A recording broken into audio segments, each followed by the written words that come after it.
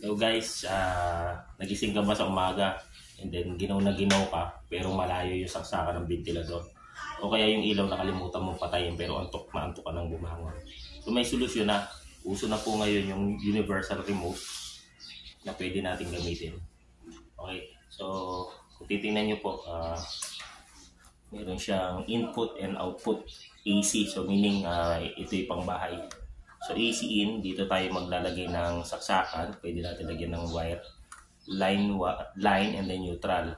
So dito sa atin sa Laguna, line to line. Kaya ito, line 1, line 2, pwede natin ilagay dyan kahit pagkabaliktad.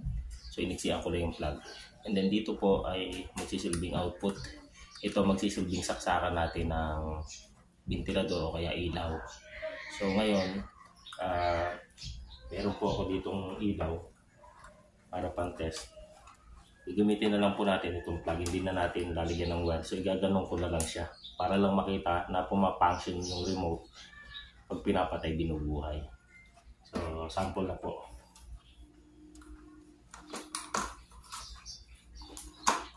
Okay, nakasaksak na guys. So ngayon, dahil hindi pa naman natin i-fix, igaganon ko lang muna line 1, line 2 kabilaan. Didiin natin. Ito yung kanyang remote. Okay. So kunyari baka ka napakadilim sa umaga, gusto mong tumayo, hindi mo makita yung switch. So hawak mo lang ito remote, nasa tabi ng higaan mo. Mabubuhay mo na. Okay, so ngayon, natutulugan, nakalimutan mo. So tinatamad ka ng tumayo, pwede mo siyang i-off dito. So on, off. So pwede din siya sa ibang mga bagay, kagaya ventilador or blower. Kunyari ventilador yon. Ito.